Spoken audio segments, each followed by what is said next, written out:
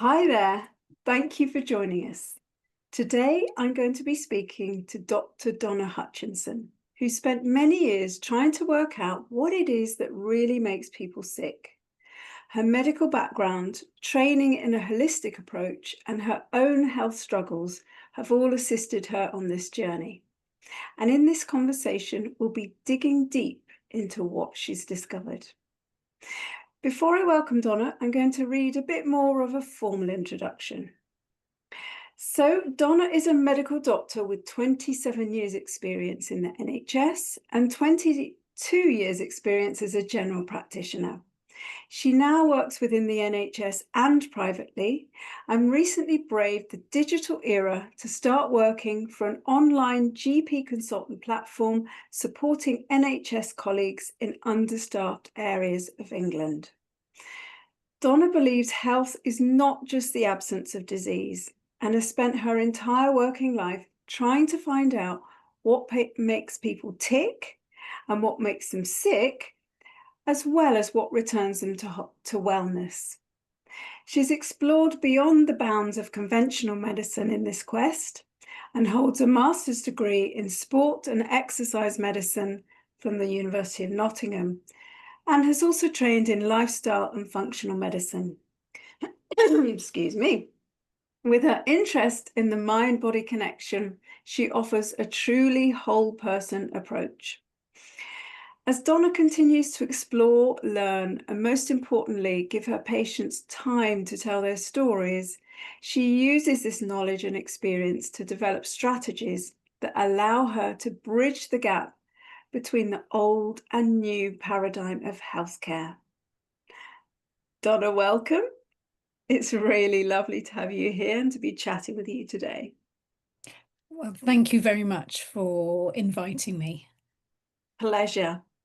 So I'm going to start with a really simple question. Did you always want to be a doctor? No, I had this peculiar idea that I wanted to be a linguist or a translator. And I Oh. have absolutely no idea where I'd got that idea from because we were in a very low socioeconomic bracket. So the thought of going on a foreign holiday or the ability to practice different languages was so removed from our reality or my reality that I have no idea where that came from. But by virtue of my dad being in the Air Force and moving from place to place, one of the things that I discovered forged connection was mimicry. And it was a case of if I do not belong in this any other way, I'm the new person again. How do I fit in? And part of that was, oh, maybe if I adopt the body language, the colloquialisms of the neighborhood that I'm now in, will I fit in? So it was rather bizarre in that way. But it was not until I became ill and had my own journey of ill health that I considered maybe I had a different path. Maybe my purpose was entirely different from the original narrative that I had. And that took me on a very long journey. Mm. Are you happy to tell us a bit about that journey? What happened with Mm, your health? mm. So I had some very interesting experiences, and those interesting experiences really allowed me to reappraise life and perhaps ask myself some of the bigger questions. Mm. The who am I? What is my purpose? And all of those. And for most of us, our stories begin much earlier than we appreciate. Mm. Where is the foundation laid down?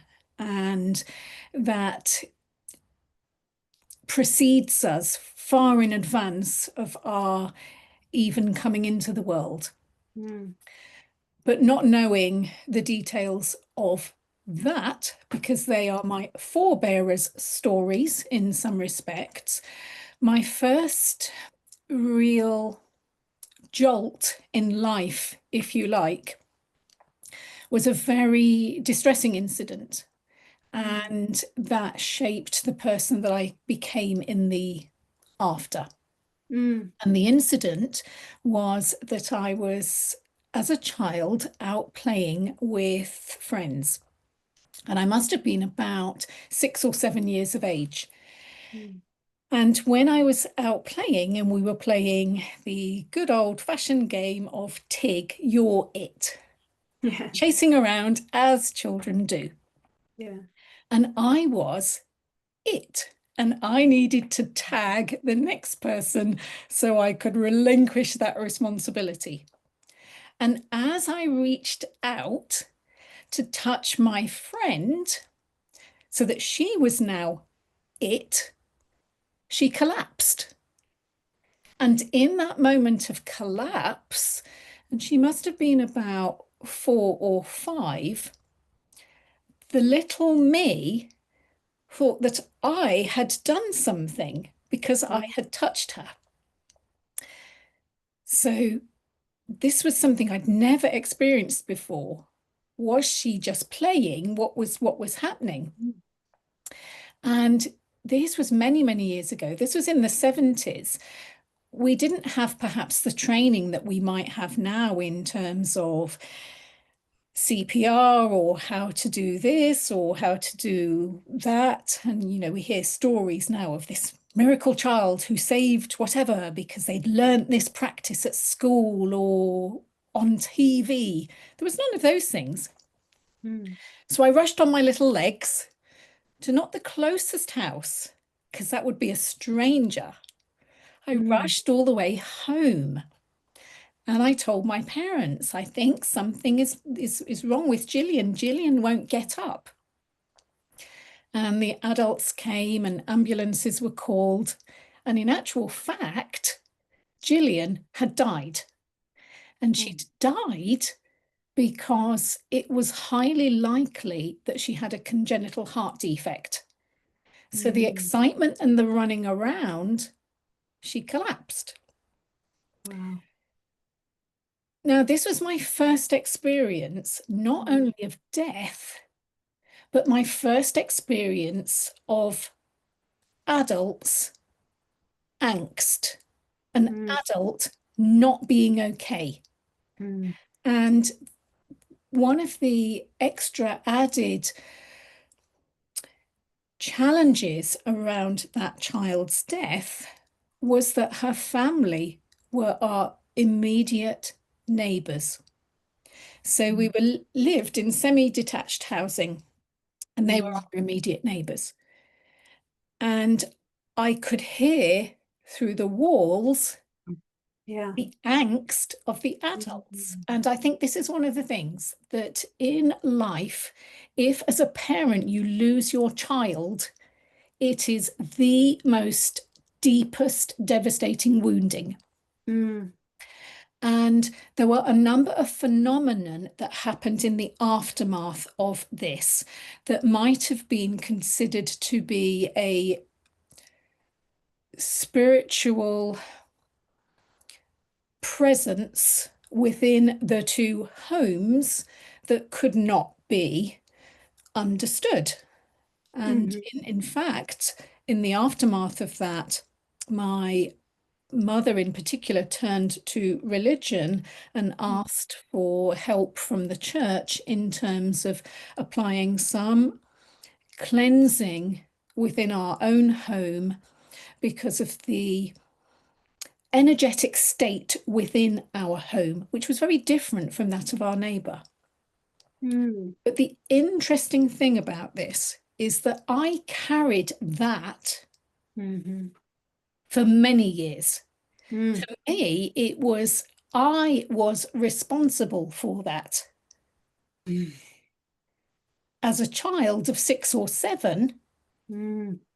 we do not have the narrative or the cognition to be able to assign a more correct meaning for this. Mm. And our brain, as a prediction machine, creates deletions, distortions, and generalizations.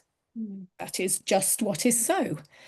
Mm. And within those first formative years, so from age 0 to 7, that is when the blueprint of the who I am becomes laid down. But the interesting thing about it is that our narrative is what we have created. Mhm. It may not be the truth. Mm. And the way that we see life is not a reflection of life and reality itself. It is a reflection of us and our map of the world.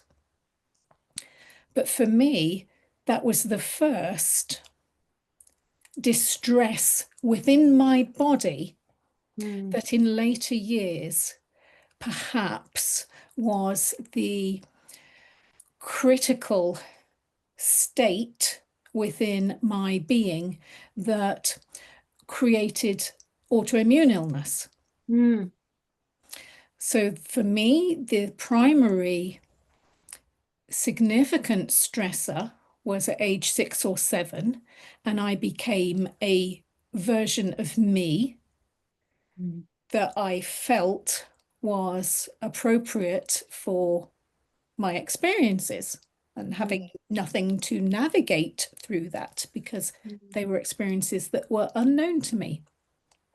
And in my teen years, I started to become incredibly unwell, Mm. utter exhaustion, to the point that I ultimately became bedridden. And nobody could find what this peculiar illness was that I had. And there were a number of different thoughts considered. And it was a case of, could I possibly have anorexia nervosa?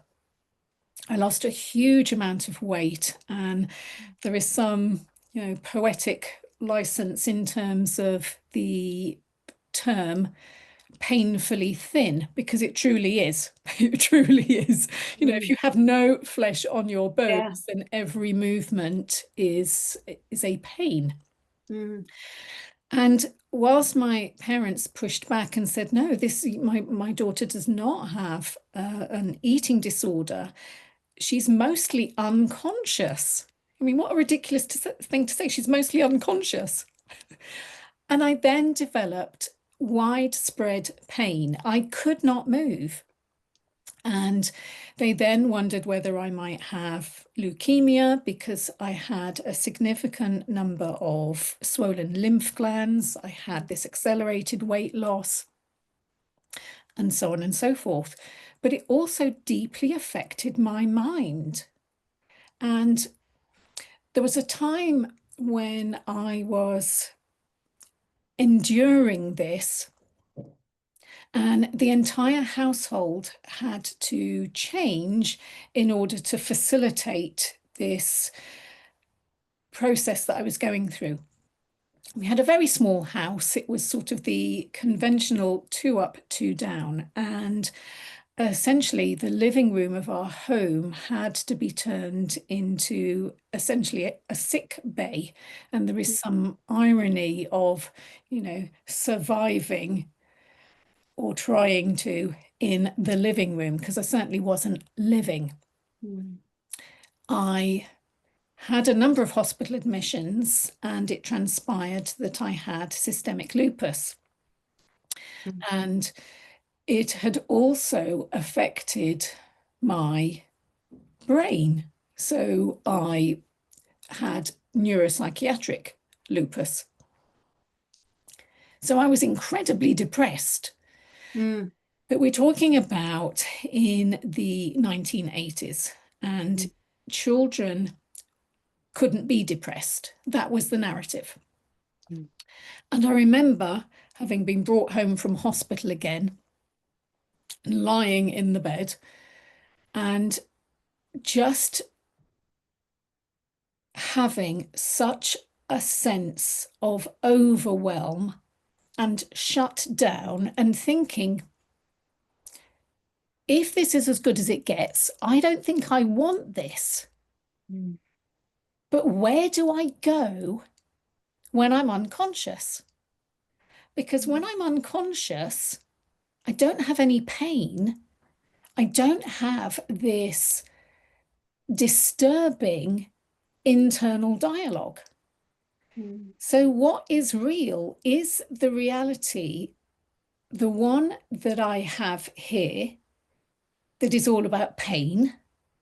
Or is the reality a different reality? Or could it be a different reality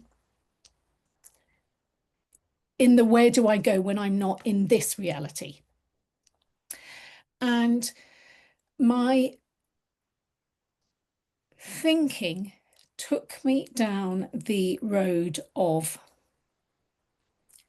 well, perhaps I shouldn't be here anymore. And what would it be to die? Mm. And I had some thoughts that perhaps for many people would be distressing thoughts in terms of how could I will myself to die? Mm. And it needing to be willing myself to die because I had no agency over my physical body. Mm. My joints wouldn't work. My muscles were very weak. I had chest pains and palpitations. I couldn't eat. So I was essentially sort of locked in to a physical body. But here's the thing, your mind is not locked in.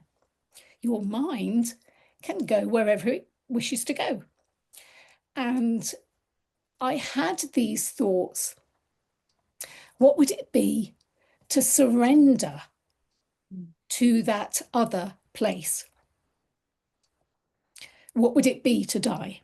And in that moment, I had what I can only explain as a near-death experience. But again, I have no framework to reference that against, and my heart didn't stop in the way that it did for Gillian or anything else. But I was in such a depleted state of energy that the home that I was in was no longer capable of containing me. Mm. And so it allowed me to dissociate from my body. And I remember this incredibly clearly. Mm. I came out of my body and I was looking down at the me in the bed. And I could see my parents on either side of my bed, and they were having a conversation and they were weeping. And as I looked down at myself, I had this experience or this knowing that I could leave if I wanted to. Mm. And there was a presence, I don't know what that presence was, that said, this is the way. And if you come this way, the pain will be over for you. But if you go back, whilst it may be painful, you have more wisdom and strength than you can ever appreciate. And you have a job to do. But it's entirely up to you. Mm. And I remember thinking, and I always get emotional over this part because I think of that child, the child that was me and the child that was Gillian. And this mistaken belief that I was responsible for her death. Mm. But that moment allowed me to make a choice. Mm. And there was something incredibly comforting about having a choice. Mm. And there was something incredibly comforting about having that dissociated experience, the near-death experience, whatever it was, that said, trust in the process because you are not alone, Mm. because we are all the same. And so I made this decision to go back into that body, having the comfort that I could have taken a different path. And in getting back into that body and that jolt of, and here is the pain, and here is everything else, my parents called for an ambulance. Mm. So they must have observed there was a something in me. And I was taken into hospital and I was given a treatment protocol and I started to get better. Mm. And during my multiple admissions to hospital at the time, I just actually thought, I think I could do this better. And so it was all of that leading up to, I think part of me, I was trying to atone for Gillian. Mm. Mm. Part of me was saying, I've had an experience, and I would never say that it was a gift. I don't believe it was a gift. It was an experience from which there was a huge amount of personal growth. Mm. Because in the same way, who was I to consider that I could possibly be a linguist? It was a case of who am I to possibly consider that I could go to medical school? Mm. I didn't have certain advantages that perhaps those who have who do not have financial insecurities, the advantages that they may have. I didn't go to excellent schools. I had to be moved school again and again for my dad, moving from one base to another. I had periods of time in a hospital. I lost out on schooling. There was all of those things. And yet there was something in me from all of those experiences that I had that said, trust in the process, you will find a way. Mm. If you confine yourself to the box, the inside the box thinking, you will remain stuck. Mm. If you trust in the process and your higher purpose, why are you here? Why have you been given the experiences that you have been given? Then you will find a way. And I Mm. did. There were many doors closed in my face, Mm. but I found a way. Mm. Wow, that's quite a story, Donna, and it really makes me understand on a deep level why you say that listening to your patients' stories is so important, because you know your history, your story is what shaped you as a young child, what shaped your or what you know developed into illness probably, um, but then also what shaped you into who you became as an adult and what career you ended up taking. Do you feel also when you had that near-death experience, seeing that you had the choice whether to leave or come back, did that sort of also comfort you, thinking perhaps Gillian also made a choice? Yes, Mm. absolutely yes. And this is what I've seen with many patient encounters that I've had. But the interesting thing about Gillian and me considering that my life's work needed to be to atone for Gillian, Mm. how many people can I save Mm. because I was not able Yeah. to at that time? And it was many, many years later that I had the conversation about what happened with Gillian with my parents and my brother and sister. And this is the thing. Every single person's version of events is different. Mm, Who was with Gillian? Where did Gillian die? mm, What was the aftermath of what happened with Gillian?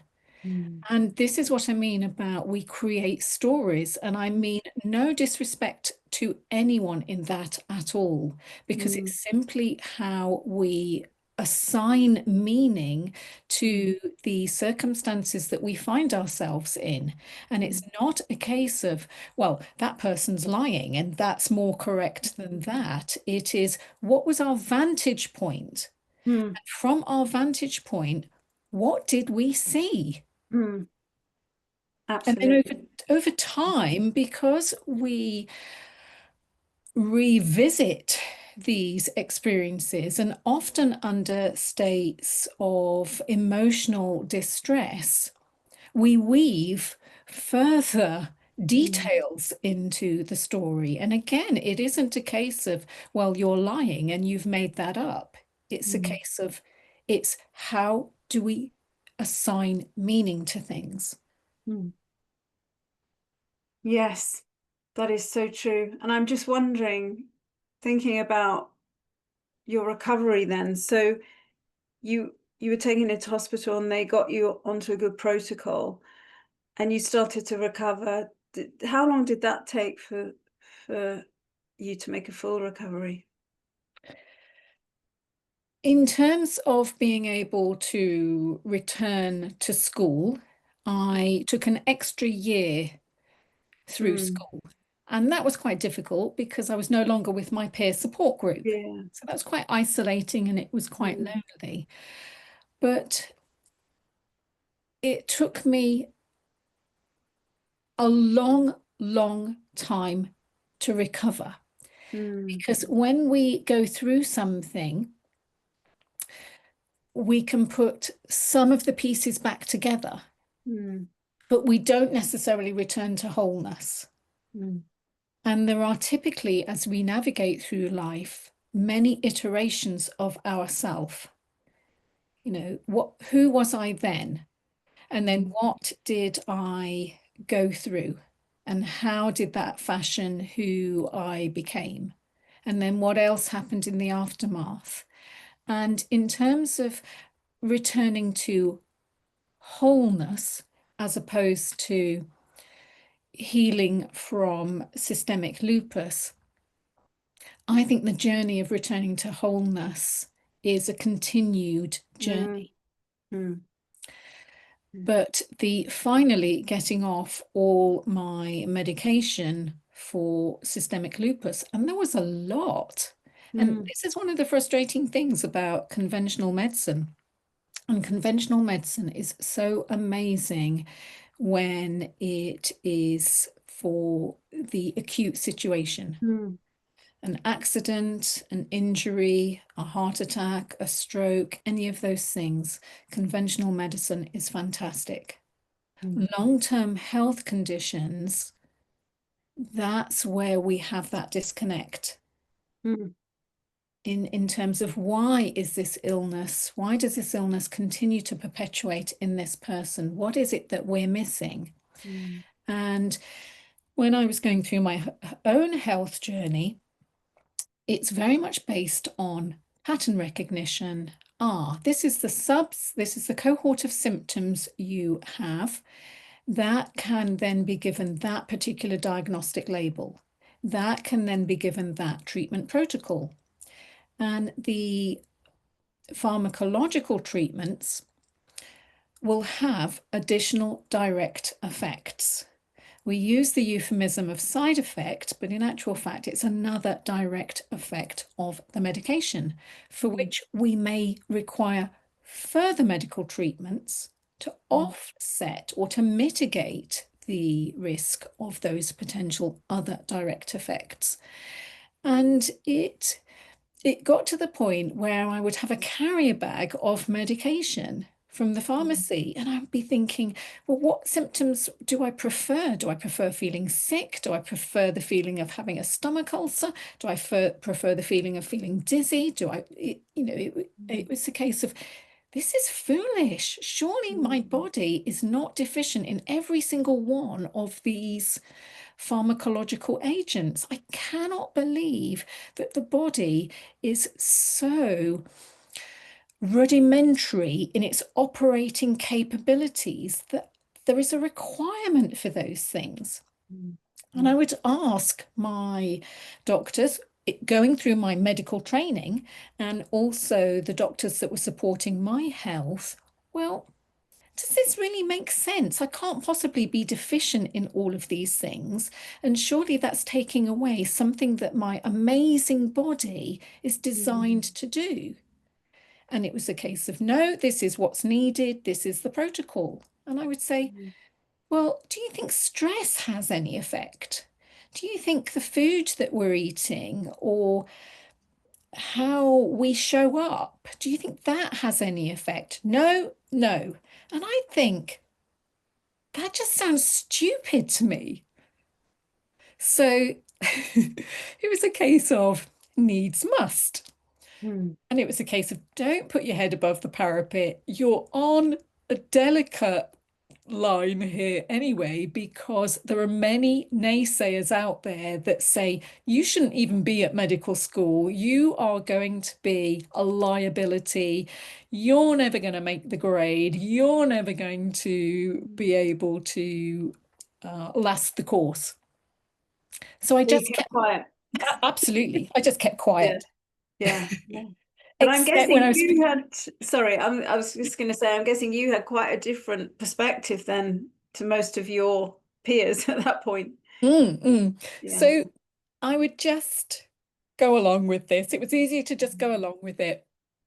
But what I found was that my way of being with patients, even when I was going through medical school, and it would be a case of go and take a history from this patient, and you're given sort of a framework of ask about social circumstances, ask about medication, ask about their symptoms, ask about smoking and alcohol. And I used to think, what a load of rubbish.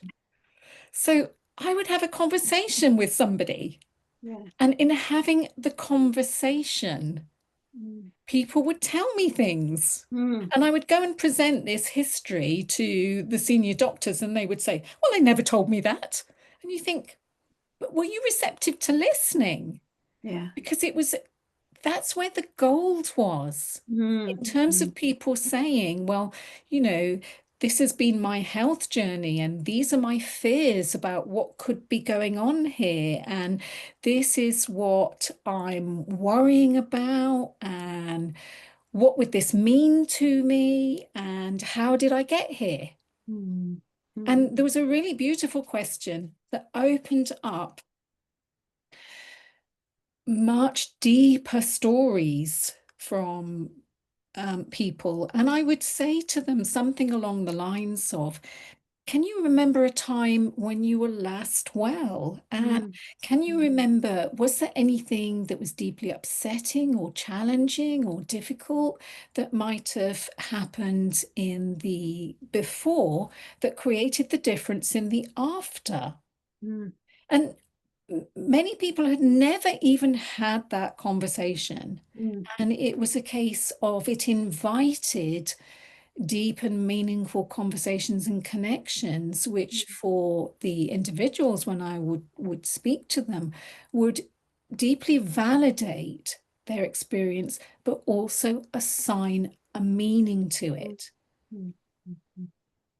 Did you meet any of your or were any of the um uh professors and teachers who you were coming across in medical school, were any of them more open to this sort of way of working with patients, or did you, and also colleagues in your early career, were any of them sort of in line with your thinking around this, or did you feel quite isolated that you were? I felt quite Yeah. isolated, and I'm sure there were others Mm. that had my same sense of what should we be doing here. But the medical profession is built on lots of traditions, and this Mm, is how one does things. So there's a particular culture. And so to stick one's head above the parapet when you very much feel as though you're in the minority and the workload that you were navigating at the time, it felt easier to just mm, go about it quietly. But certainly when I go to medical conferences now, and that was one of the, the wonderful opportunities I had to meet you and the work that you're doing, I finally see that I'm not alone. mm, mm, And there are many people that share this same narrative and want to shift this paradigm. mm, And mm, so there is a growing collective, which is so wonderful to have finally found one's tribe, for example. mm, mm, And I remember once I'd gone through my training, and I had to do it on high doses of medication to get through.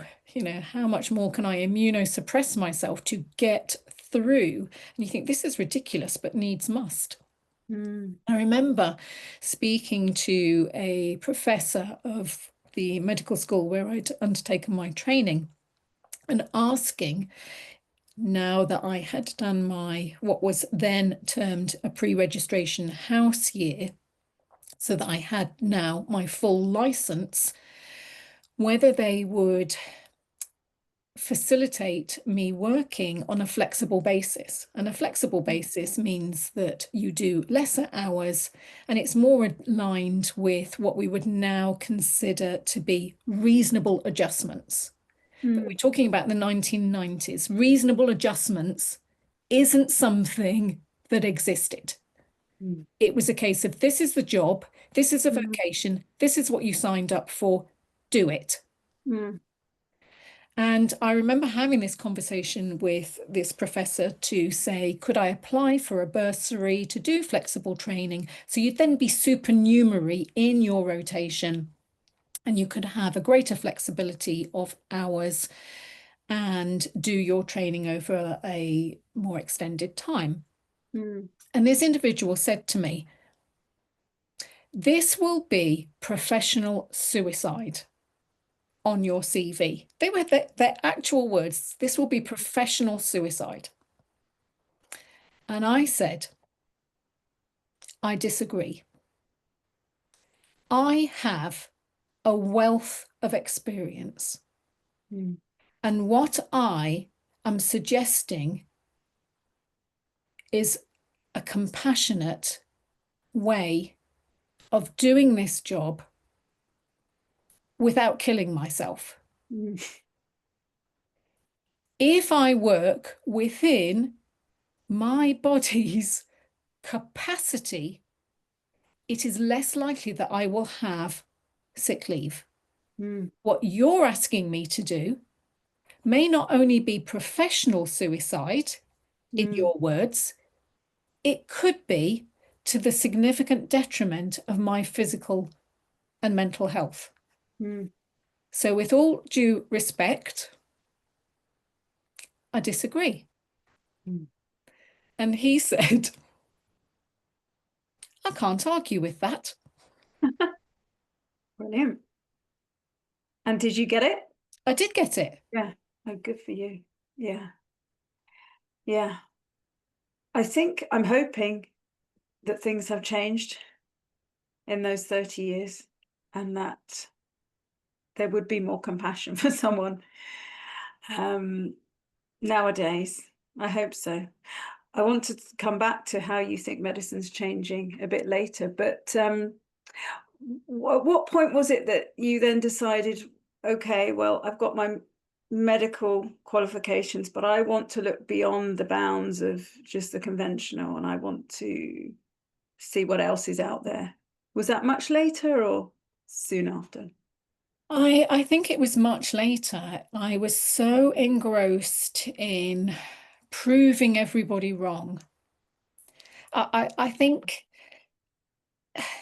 When I was talking about, well, which iteration of myself am I? And I think we change over and over and over again.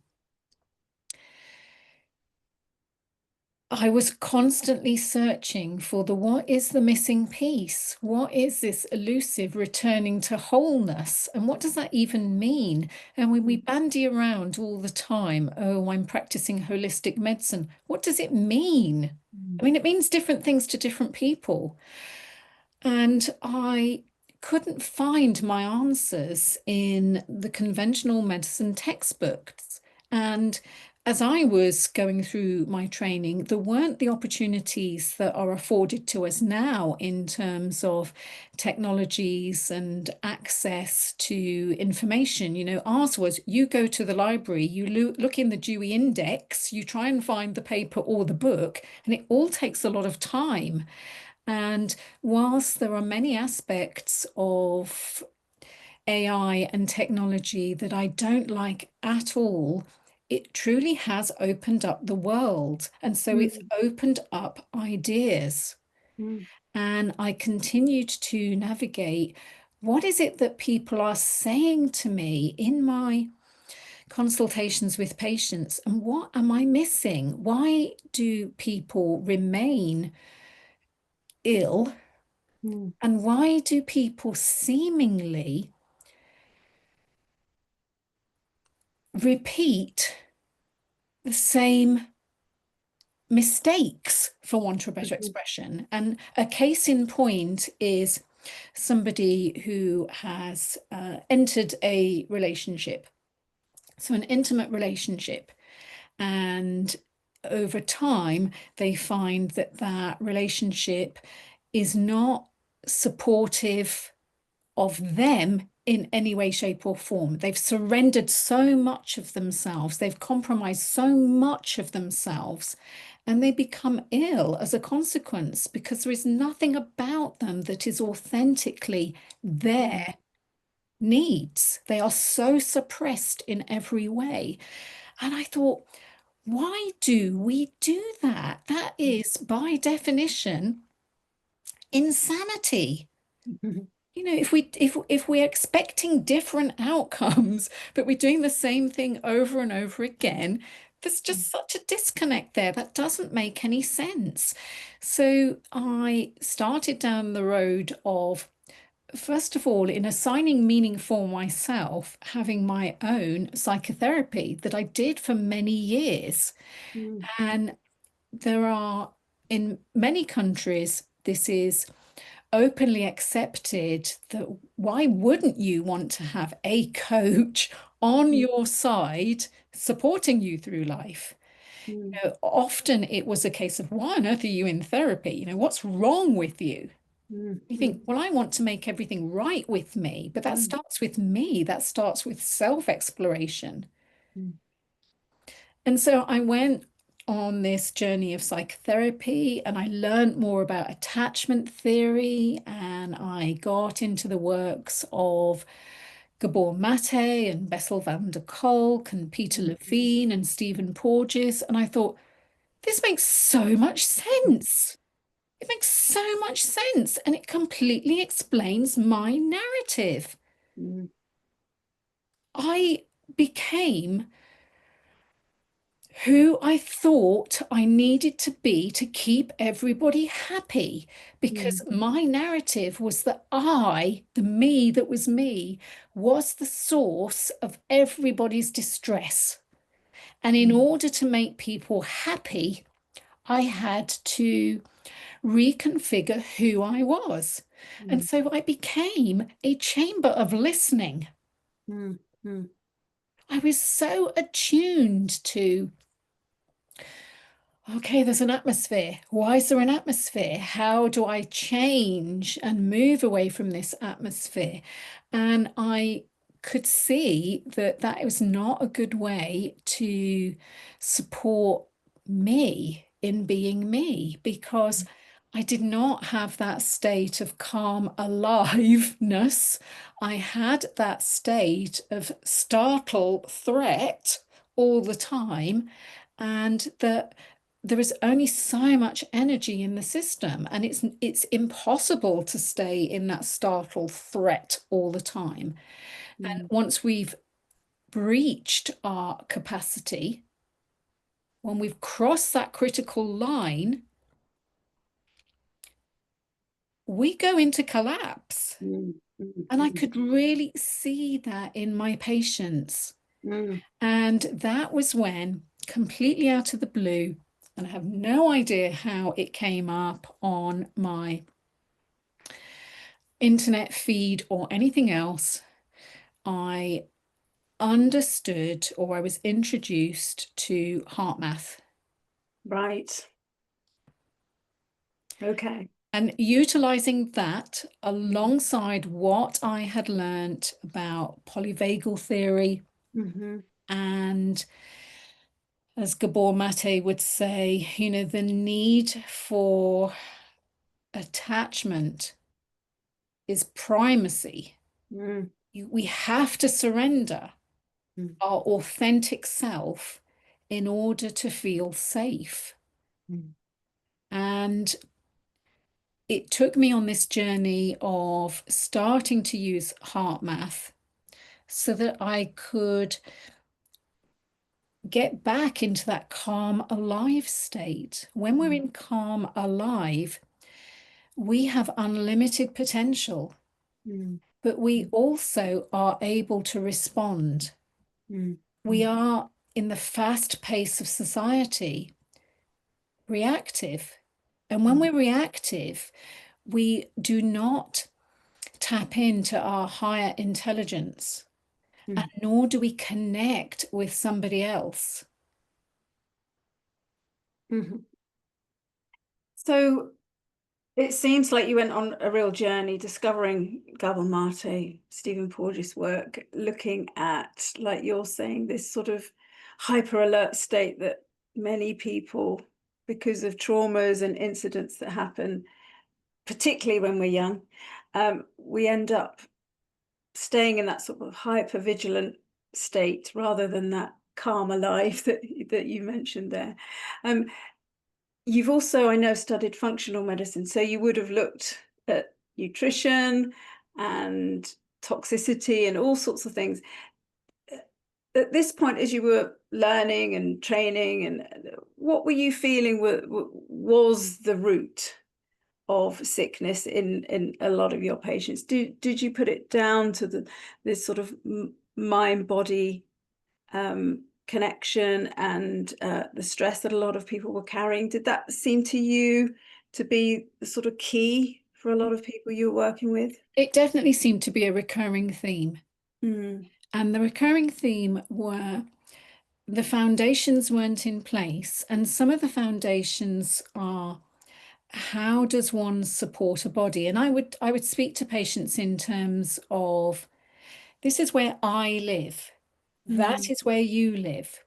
And as a biological organism, it needs certain foundational support Mm. to be in its optimal state of physical functioning.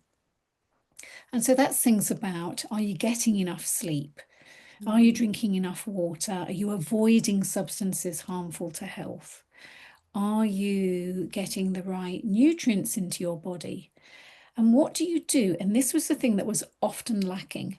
Mm. What do you do just for the sheer love of it? Mm. What ignites you from the inside? Mm. What sustains you? And what keeps you going in the darkness? Mm.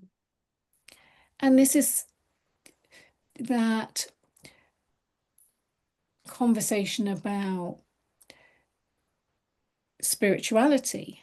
Mm. And that may be, it may have religious connotations for some people, it may not. But there are some interesting things that I had through my own journey.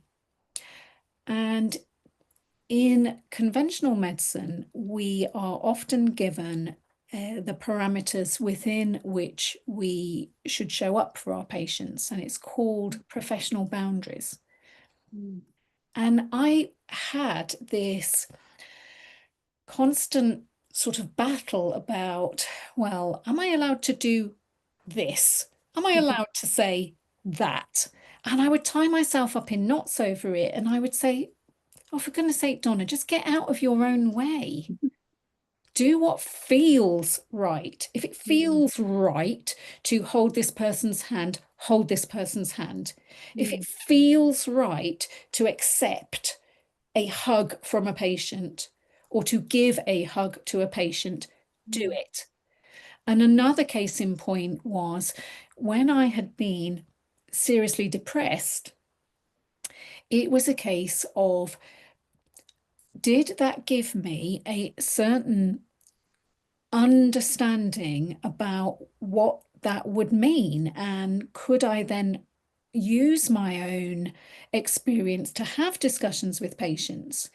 So when I was battling internally in terms of, is it okay to have conversations about spirituality or the bigger picture or anything else with patients, I reflected on my journey in depression and having a conversation with a patient about suicidal ideation. Mm. And there was a part of me that thought, gosh, if I start a conversation about suicidal ideation, am I going to put that idea in somebody's head? And am I going to make them more vulnerable or at risk? Well, nothing's further from the truth. If we actually have those conversations, Mm. it allows the other person to know, oh my goodness me, that is something that Mm. we feel that, Mm. it's messy and it's difficult being human.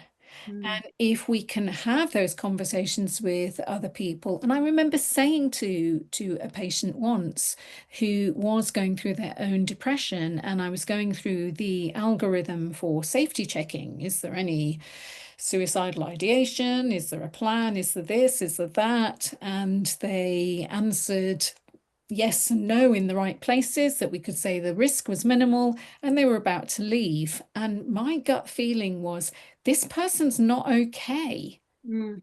So I invited them to come back into the room and I said to them, I'm going to share something with you that I don't share with many people. In fact, very few people know. But what I will say to you is that I have been where you are, Mm. and I have suffered from severe depression. And I had some thoughts that my family, my friends would be better off if I was dead. Mm. And so I had this plan that I was going to make life easier for everybody. And I felt such shame and guilt that I could not cope. Other people coped. Why wasn't I coping? And I said, and what I learned from that was, we only have this moment. We can only be assured of this moment. And all we have to do is take a breath in this moment, Mm. and then the next, and then the next. And then the sun comes up again, Mm. and we start a new day, and we get to start over. So even though this may feel intolerable right now, nobody's life will be better if you're not here. Mm. And it is not that you are incapable of doing what your burden is. Your burden is too much. Mm.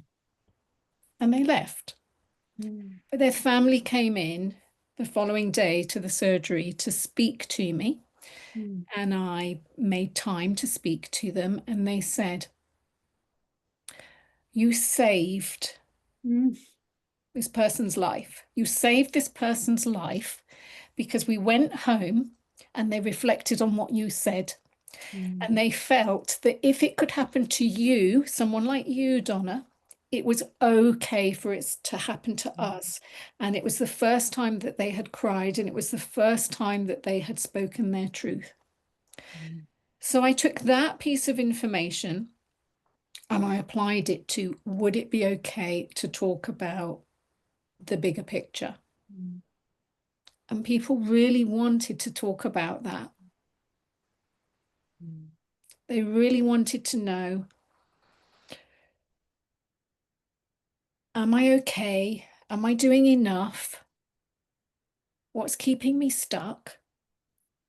Am I worthy?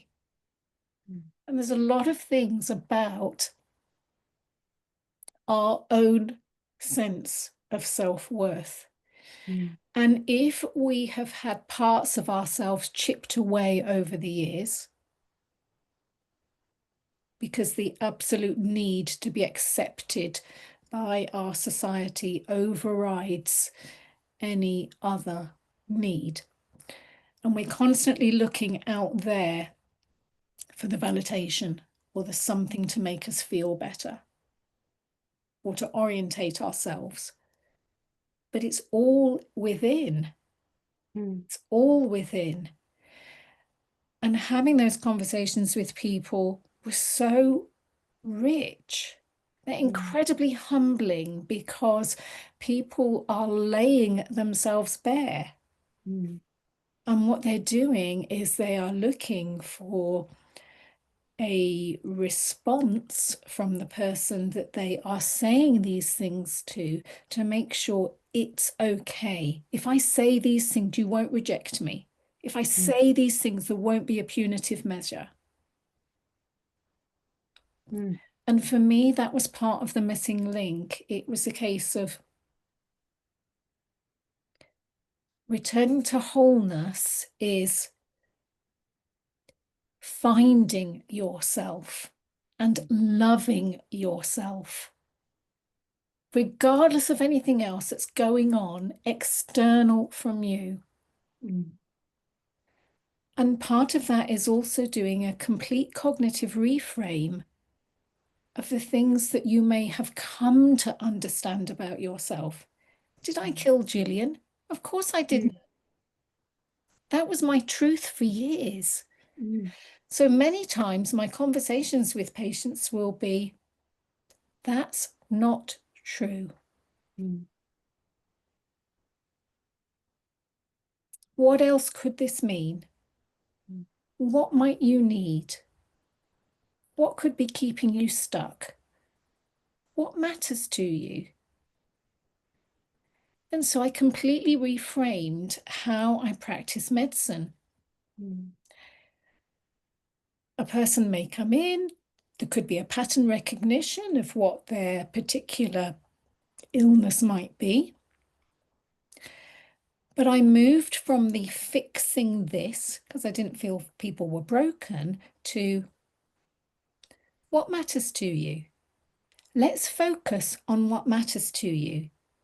Because if we can make that your reality, if we can make that our outcome, the you that is you in that version of yourself, it may be that we need to support the mind body with conventional strategies in the moment, but not for the long term. That just holds space to put out what I would call the fires Mm. Mm. whilst we are facilitating somebody finding and forging their new path. My goodness.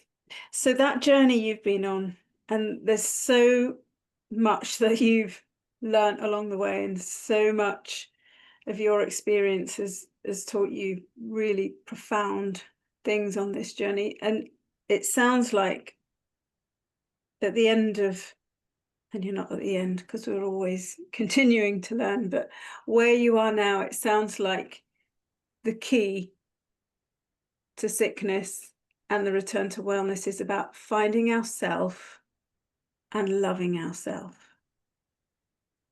Would you Mm. say And that's, being yeah. worthy of self-compassion Mm. and allowing oneself to express oneself as authentic, as authentic. I had this Mm, lovely, lovely patient who was on such a difficult health journey. And I remember at the end of our time together, because she decided to move out of area, which was a very good move for her. mm, She had lots of diagnostic labels, and she had been addicted to drugs for quite some time. There was an awful lot going on for her. And before she left the area, she came to see me and she said, I want to tell you what a difference you made to me. And I said, well, what did I do? And she said, you loved me. mm, And she said, I recall one of our conversations, and you said to me, well, perhaps you should stop trying to be a square peg through a round hole. Perhaps you're not even a square peg. And what I'd said to her was, perhaps you're star-shaped. Perhaps there are lots of pieces of you that you need to collect. And we need to find the door for you. mm. How lovely. So this is the sort of medicine I'm thinking everyone watching is going to be feeling like this is the sort of medicine I want. And you're right, when it comes to accidents and first aid and acute situations, we need the conventional medicine. But so many of our conditions these days are the more chronic long term.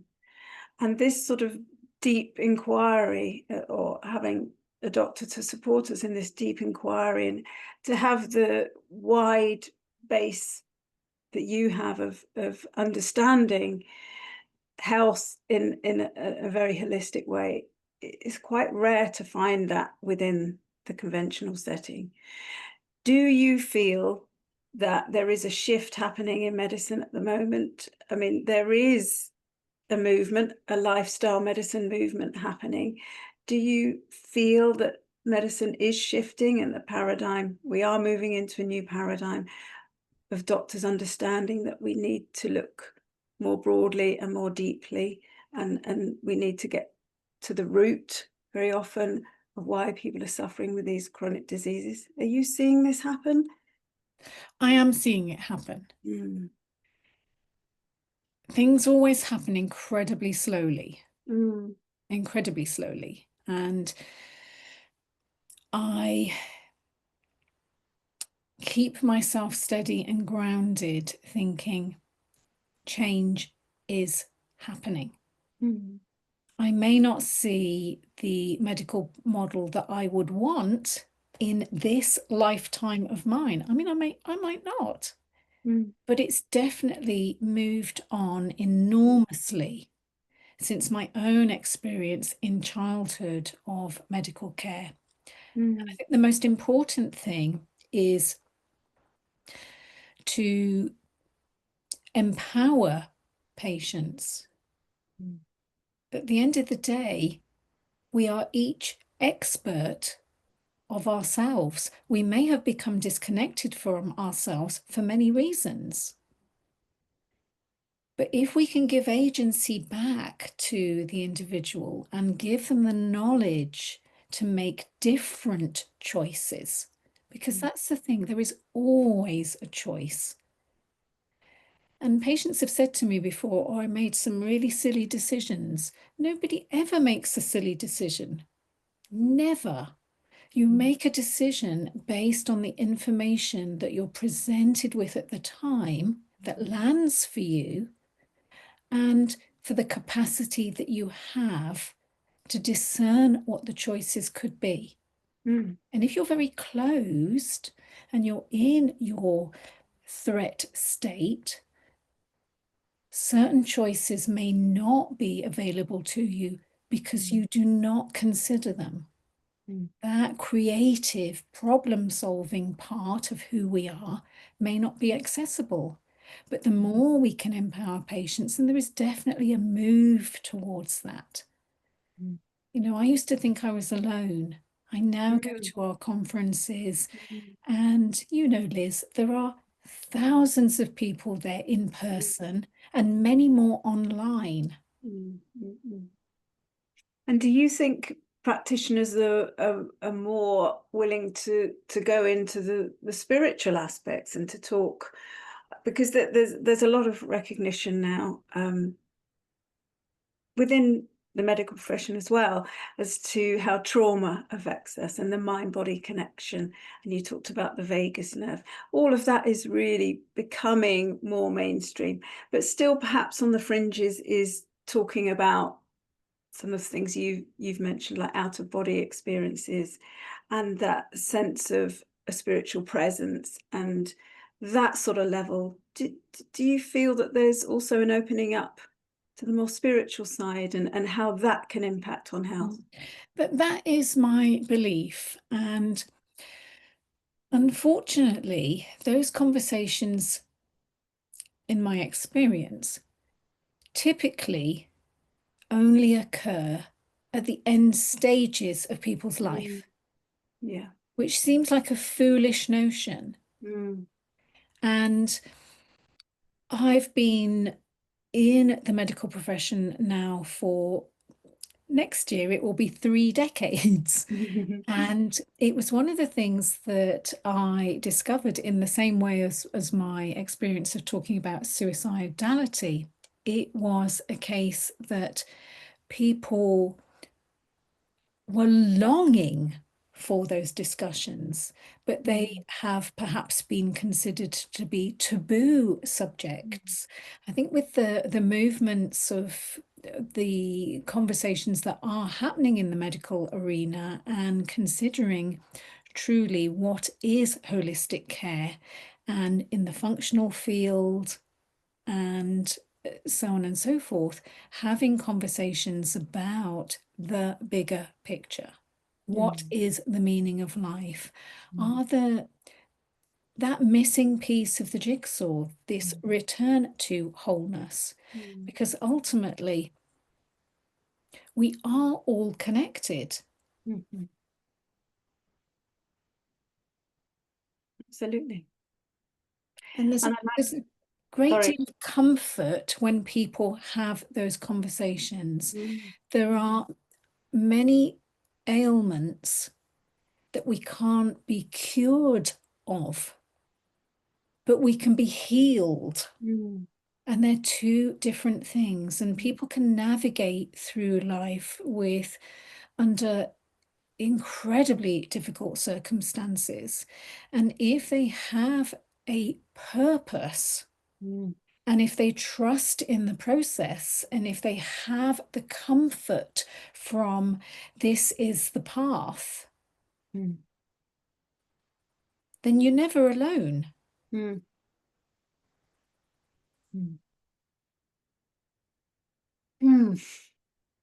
What a lovely conversation, Donna. I knew it would be. For people who are resonating with what you're saying, which I'm sure is most people listening, um, who maybe are having their own challenges, and it might be with physical health, maybe mental health, or maybe other challenges, and they don't have a doctor who they can feel that they can speak to in the way that you obviously speak with your patients. What can people do if they're facing such challenges? Where can they go, or what practices would you say are most important for people to start to explore who they are and to start on that journey of loving themselves?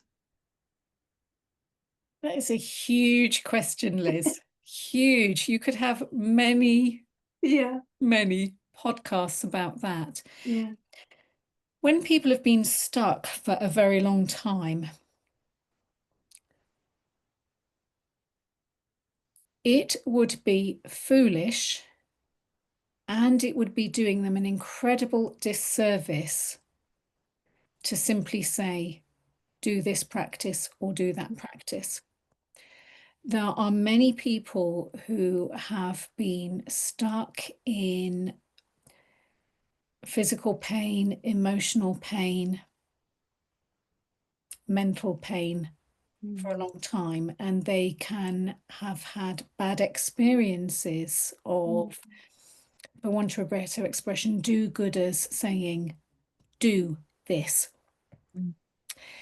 If you have had significant difficulties and or continue to have significant difficulties, giving somebody some well-meaning grounding tools may not actually ground them. Mm. And a good analogy would be, if this is where I live and it feels the entire house is on fire, why would I want to stay in there? Mm. But one of the things that I found was helpful was doing the heart math tools. Mm. And the reason for that is it's easily accessible. It Mhm. can be done moment to moment, Mhm. and it is self-regulating. Mhm. And I have tried this surreptitiously Mm. with a number of different clients, and it worked. Mhm. So the premise of heart math is all about changing our emotional state Mhm. and using the notion of the mind-body connection, Mhm. and also the fact that the brain, the heart, the lungs, and the gut are in direct communication. Mm. And historically, the notion was always that the brain was in control. Mm. We now know from multiple different theories and the scientific evidence to support that that is not the case. And Mm. the vagus nerve, for example, in connecting all of those organs, it's a bi-directional communication Mhm. with instruction from brain to body. About 20% of the traffic on that superhighway, and 80% from the gut, the lungs, and the heart, which is why we have those beautiful sayings of, my gut feeling was, in my Mm. heart of hearts, I knew. So if somebody is feeling overwhelmed or they Mm. want somewhere they can start, simple breath work Mhm. and appreciation about Mhm. something works. Mhm. And that is about taking a deep breath in. When we are in our sense of threat, we breathe shallowly. Mhm. Babies know how to breathe. You can Mm. see it. Their belly rises, their Mm. chest rises very little. But in our Mm. angst state, our breath is predominantly up here.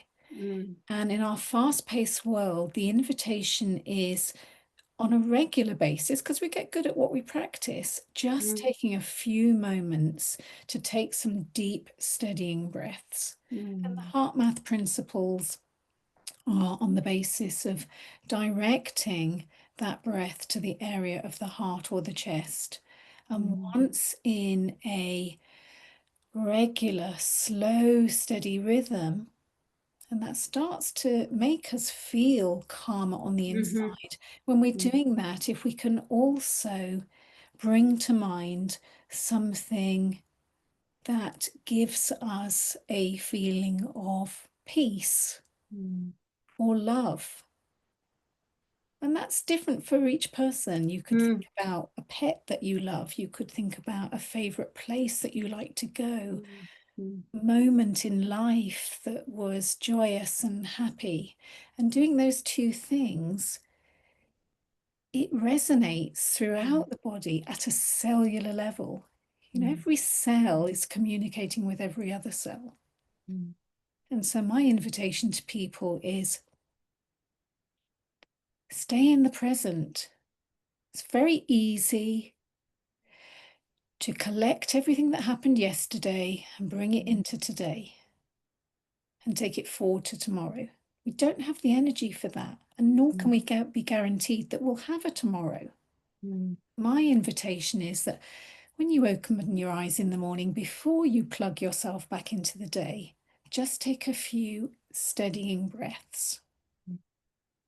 And I was explaining this to a young child, and I was talking about the principle of how when we take a breath, and the thorax expands, and the heart is sitting here, and the heart is squeezed, and there's these receptors, and it goes to the brain, and it tells us we're safe. And this little boy said to me, "Oh, so it's like I'm giving my heart a hug." And I said, "It is exactly that. It is exactly that. And how do hugs make us feel?" Yeah. I think the heart math tools are, like you say, some of the simplest and the most powerful practices we can do. Anyone can do them. And what I'll do is put some links below this video for anyone who's wanting that sort of support at this time, or for anyone that just wants to. Heart math is beautifully generous in terms of providing those videos, those bite-sized videos to guide somebody through the practice, so we know that there doesn't have to be the buy-in to buy any devices or anything else. People can just take a look at it, see if it would resonate with them. And I would say, of all the entry-level self-care strategies, when we're feeling overwhelmed anyway, that would be a really good one. I agree. Yeah, I will put that below. So, Donna, this has been, as I say, a wonderful conversation, and it just keeps striking me that you started out wanting to be a linguist, and you've ended up being an amazing doctor. But you are so eloquent. It feels like language and story is such a big part of your life still, and sharing yours with your patients, but also really deeply listening to theirs. And I have so enjoyed listening to your story today. I'd heard some of it before, but there's been lots of new things, and it's just all so powerful. And I can really see how all of what's happened to you has led you to being a most wonderful doctor. So thank you for your time today. Do you have a website? Is there a place people can Yes, connect with it's you? drdonna.co.uk. Okay, again, I'll put the link below the video so anyone can have a look at that. Donna, thank you again. And thank you all for watching. I hope you've enjoyed this conversation, and I look forward to connecting with you again soon. Bye for now. Thanks, Liz. Thank you.